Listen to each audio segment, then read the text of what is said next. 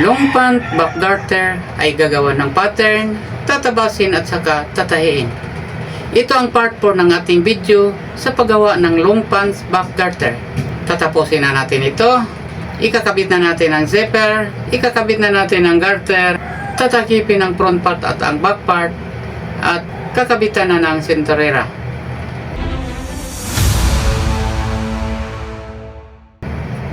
Hello everybody! Welcome to my YouTube channel.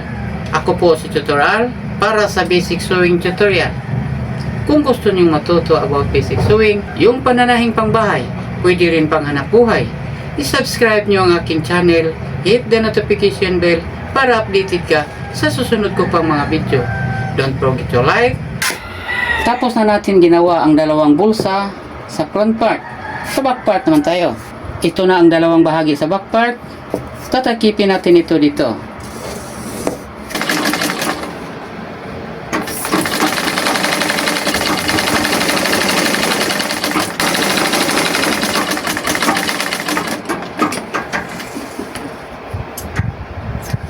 Ngayon, isi-zigzag natin ito dito ng zigzag mano-mano.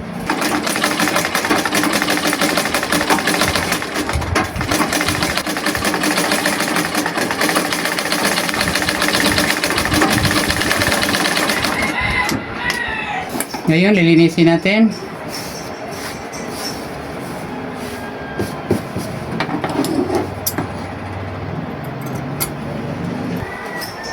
Ito, tingnan nyo. Sinadya kong pinalitan ang kulay ng sinulid para makikita ninyo. Ngayon, itatahin natin ito dito ng 1/8.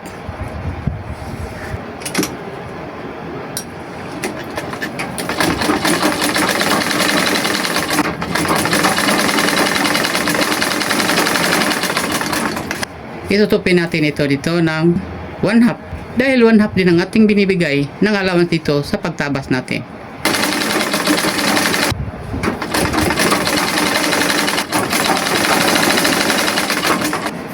Ito na. Itutupin natin ito ng 1 1/2 kasi dito natin ipasok ang garter.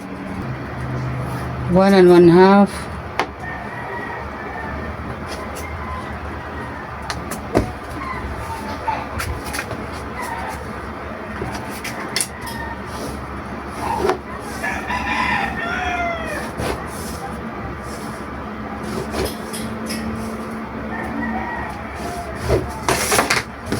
Ito na.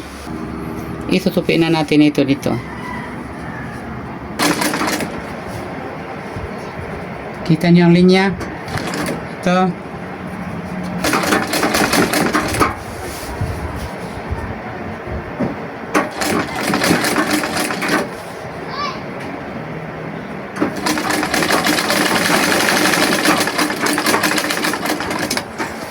Ito. Tapos ipasok natin dito ang 1 1/2 na garter. Ito na ang 1 1/2 na garter. Susukatan ninyo ng 1 1/2 para may mawakan kayo. Mula dito sa gilid, bigyan nyo ng allowance na 1/2 para sa takip. Ubusin nyo ang lakas sa garter. Ito. Hanggang saan siya abot. Ito.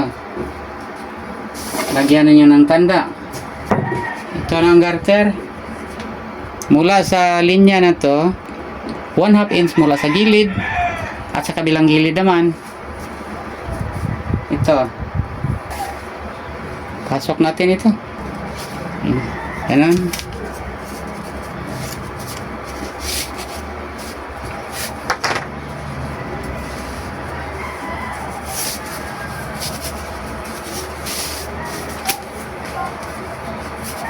Kita niyo itong marka. Itahin natin ito dito ng 1/2 inch dito kasi 1/2 ang takip natin. 1/2 din ang binigay nating allowance.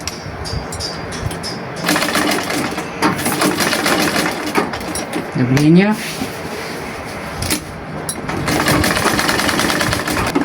Dito naman sa kabila, hanapin nyo ating linya. Nakita ninyo. At itatago nyo ito ng 1/2.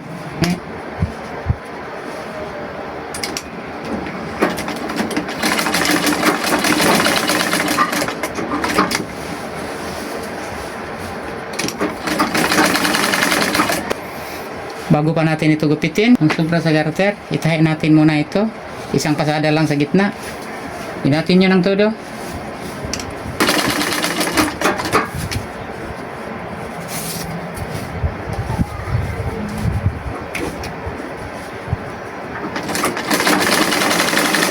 Binigyan natin ng allowance para may mahawakan tayo.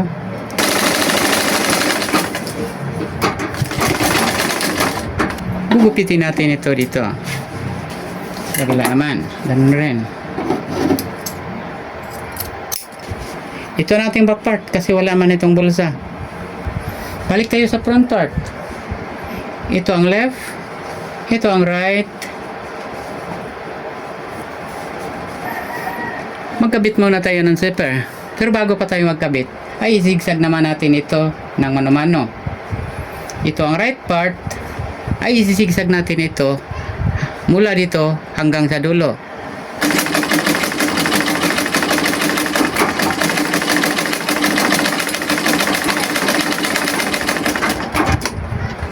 Ito ang right part, lilinisin muna natin.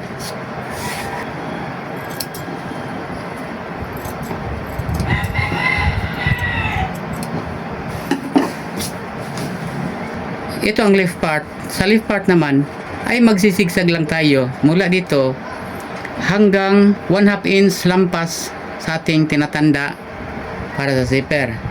Hindi natin naabutin dito kasi sayang lang ginagawa natin. Matatakpan ito sa alita.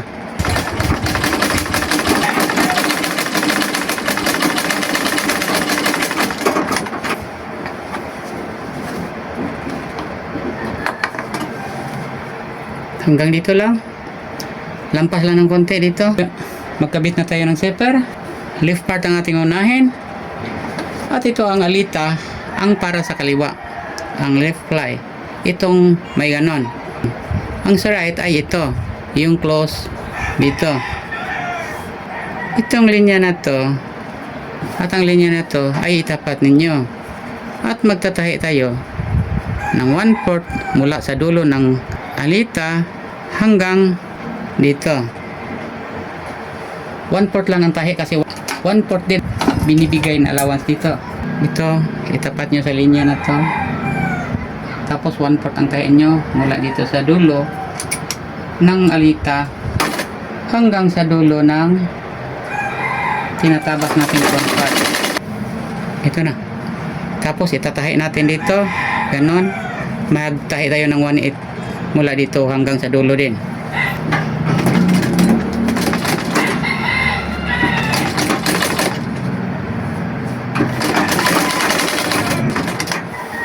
Yan, ito na. Itong zipper na to ay itapat nyo dito. Tapos itatahi natin ito dito. Ito. Tingnan nyo allowance.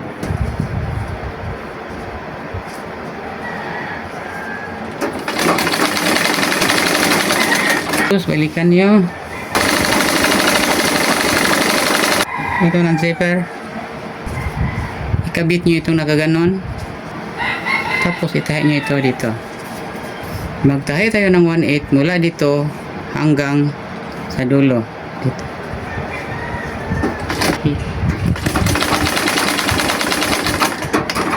Ito na. Hindi pa natin natahi ito dito.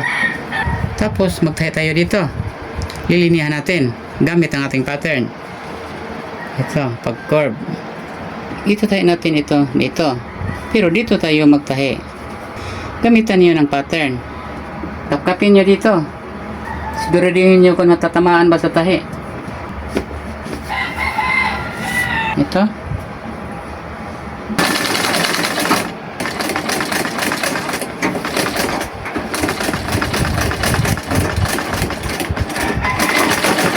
Ito na.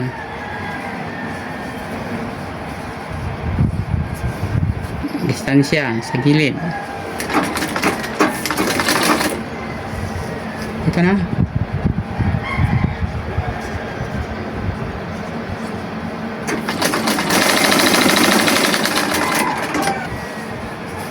Ito. Ngayon, ang right part naman. Itong tanda na to. Gugupitan nyo na itong 1/4. Ito, 1/4 lang. Tapos itatahi natin ito dito na 1/8 mula dito hanggang sa dulo.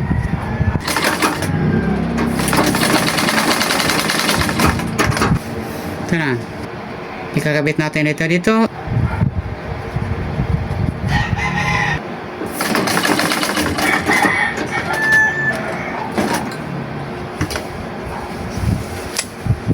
Balikan nyo ng makaisa. Hanggang dito lang ang tahin ninyo na mapakan dito. 1/4 lang din. Allowance dito. Lagyan natin ng tanda.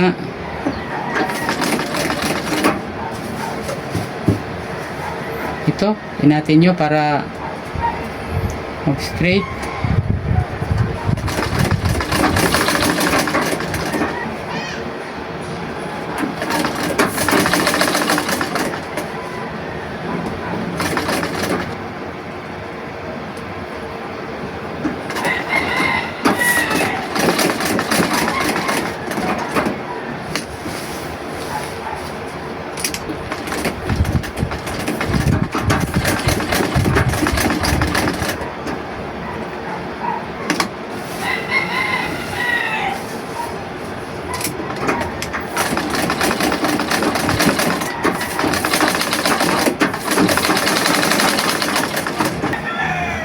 Tingnan nyo tayo. Ito para hindi ito maganon, magbubuka.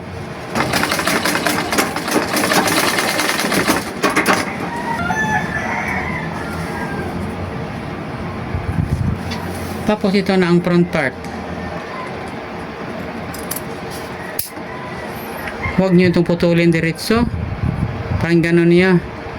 Ma-plain dito. Ito. Tapos, magkabit na tayo dito ng paha. Dito rin. Lagyan natin ito ng tanda. Dito rin. Create ang ating binigay allowance dito. Dito natin itatapat ang ating paha. May dalawa tayong paha. Sa left and right. Mas maikli itong sa left. Mas mahaba itong sa right. Susukatan natin. Kung anong lapad ay ganito. Ito ang left. Lagyan ito ng allowance.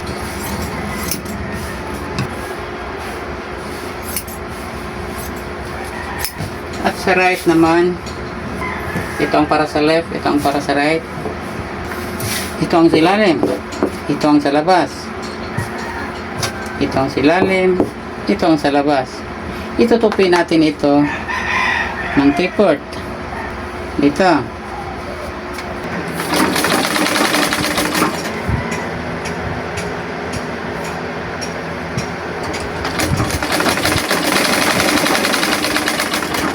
Tapos magsukat tayo ng 3 1/4 mula dito ang gilid hanggang dito. 3 1/4, 3 1/4. Kung bakit 3 1/4, mamaya ko niya explain sa inyo. I-connect natin.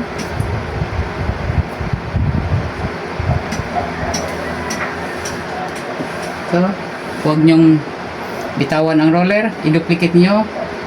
Ililinya mo sa ilalim. Ito, para may duplicate. Ito.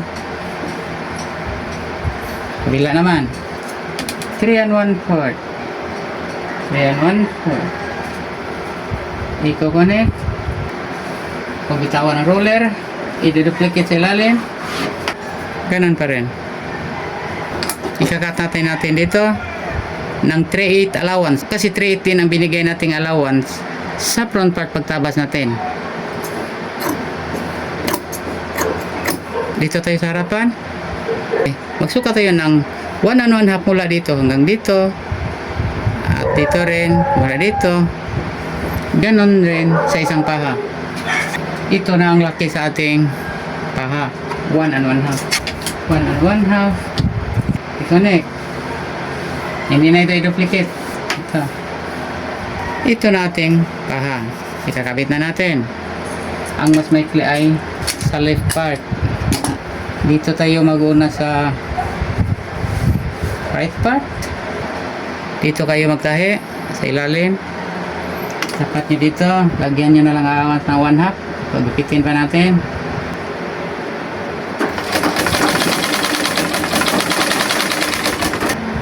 Ito na. Ngayon, itutupin natin ito dito. Magtahi tayo ng 1/8 dito. Susundan lang natin itong linya na to. Itong sa gitna.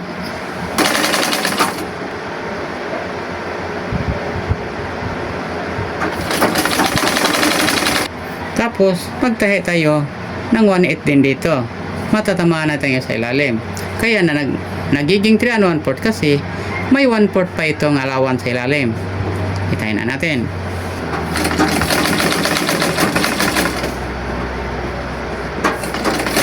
Pitin nyo dito.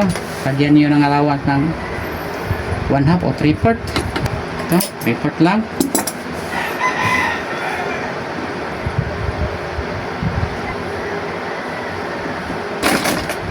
Itutupin nyo dito sa dulo. Diretso mo na. Tapos balikan nyo dito at ayusin nyo lang ito dito.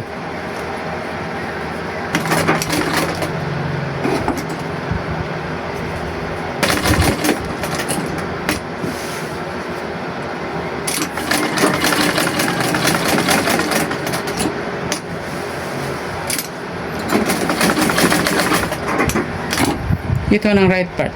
Tapos na tayo naglagay ng paha. Sa left part naman, ito. Dito pa rin tayo magsimula hanggang dito.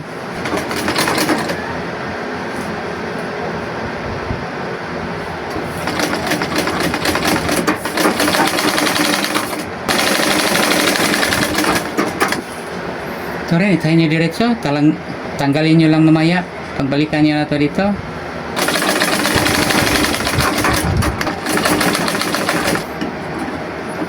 Ito, ikakat nyo. Yan yung allowance 3/4.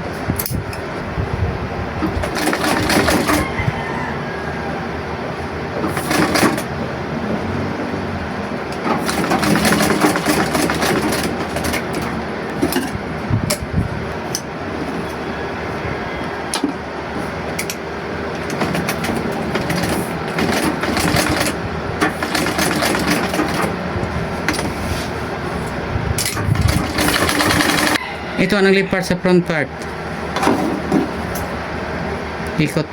Ikukupit natin ito.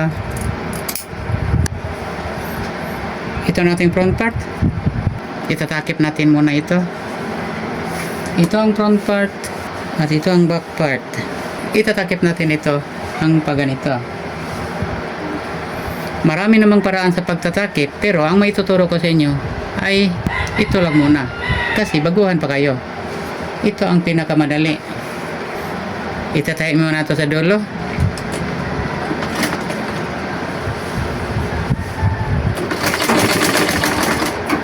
Dito tayo mag-una sa kaliwang gilid. At dito tayo magsimula sa bottom. Itatapat nyo itong mga tanda dito sa may tuhod.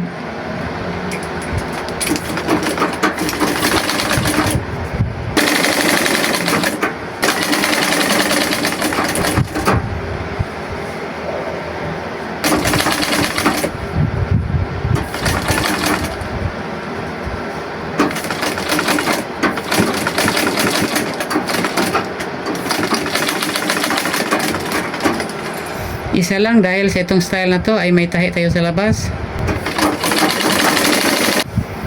Magamit nyo na dito ang tinuturo ko sa inyo na pagsasanay sa pagpadyak. Kasi habang-abala ang inyong dalawang kamay sa ginagawa ninyo, mapatayin ko sa ito ninyo diretso. Hindi na kayo kailangang kagalaw pa sa balance wheel. Ito na, natakip ng dalawang gilid sa left and right. Isisigzag muna natin ito, ang dalawa.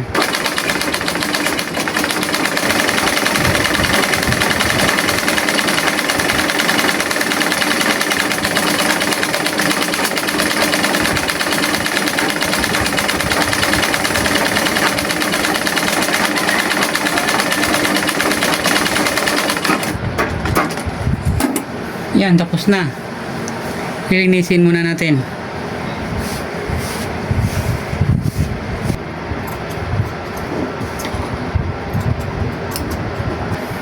Ito nating sigsag naman, no? Bawat gilid. Magtatayo na tayo dito. Ito ang back part, ito ang front part. Dito tayo magtayo sa back part. Tatayan niyo to ng 1/8 pasada.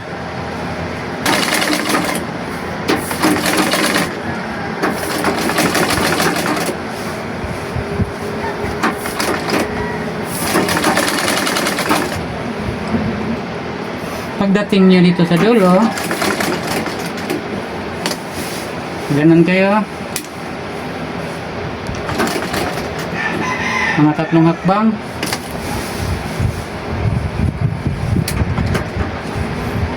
Tatahian nyo dito hanggang dito lang sa may paha.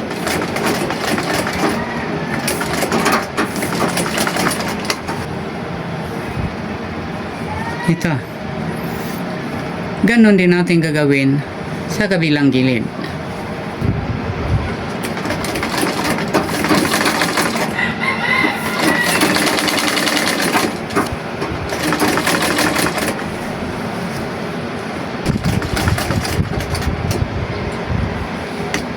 Pagdating sa dulo, sa may waistline, ganun pa rin.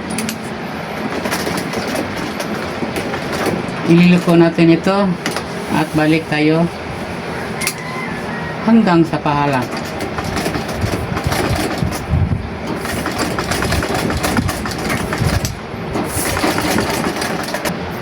Tapos na natin natakip ang gilid. Sa ilalim naman tayo. Uunahin natin dito sa gitna, sa may pundilyo. Itatapat natin ang bawat tahi sa front part at back part.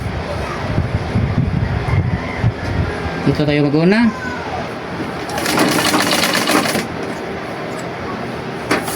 Tingnan itong mga tanda natin.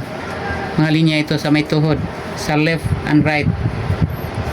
Itatapat natin itong dalawa na to.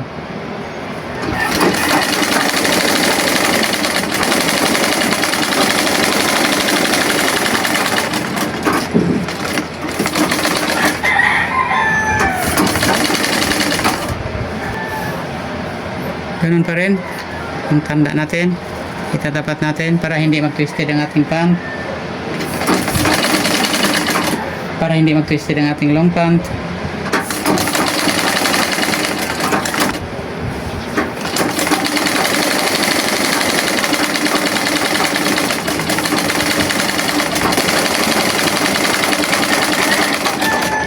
Sigsag mano-mano na naman tayo.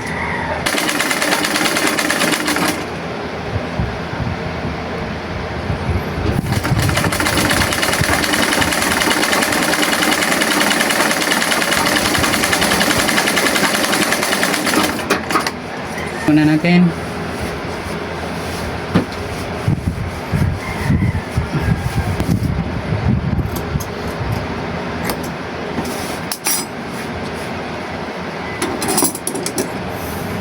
Tapos na. Itutupin nyo ito ng 1/2 at tatahiin nyo ng 1/8. Tapos itutupin naman ng 1/8. Ito ang final na tupi.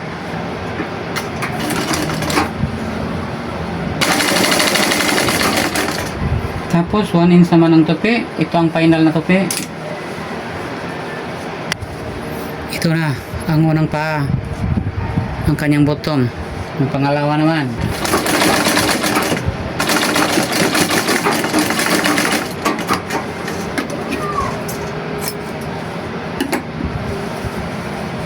Ito na ang pangalawang paa na tinutupi natin. Gagawa na tayo ng santurera. 15 inches. Ay, kasya na to. Straight lang natin.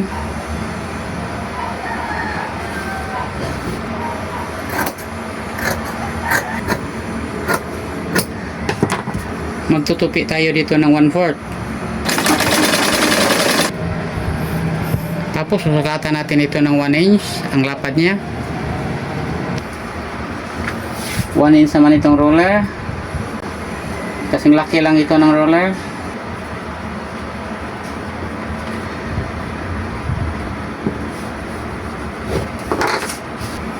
Ikakat natin ito dito lagyan natin ng allowance na 3/8 para hindi kayo mahirapan sa paghawak. Itutupi pa natin ito.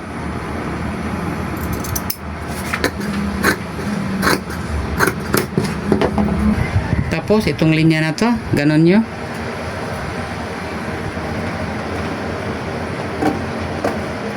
Parang gugulpihin nyo.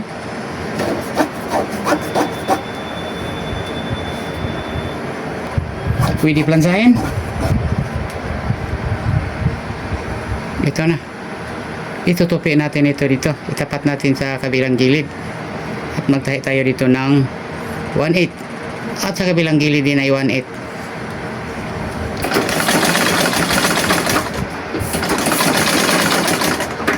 Dito rin sa kabilang gilid, itatahin na natin ng 1/8 din. Ito na ang ating gawing sundurera. Ikakat natin ito 3 inches bawat isa.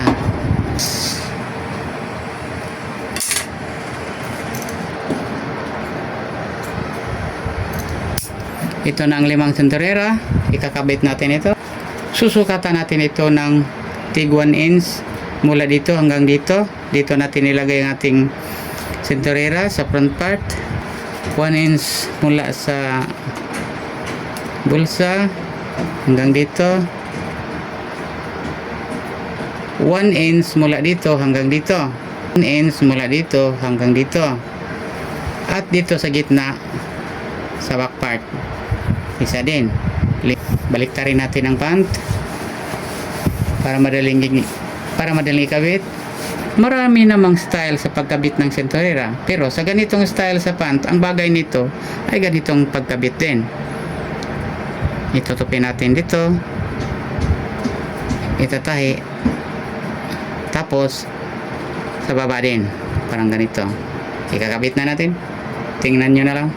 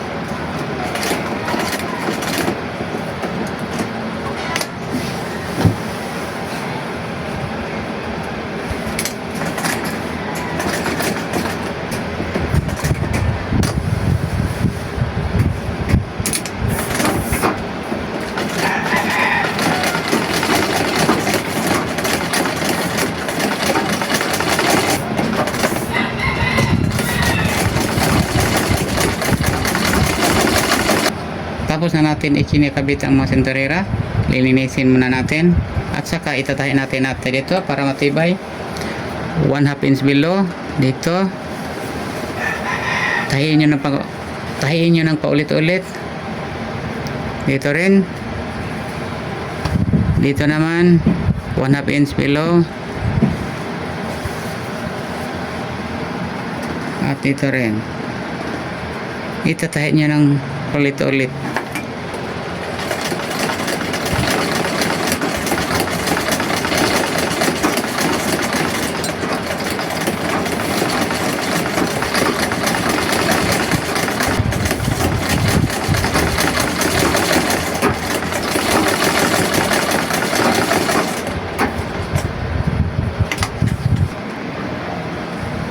Ito na. Ito sa harap.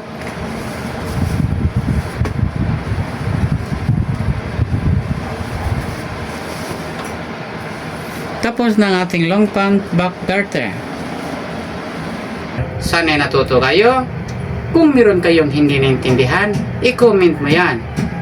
Ako po si Tutorial para sa basic sewing tutorial. Good luck, good health, God bless.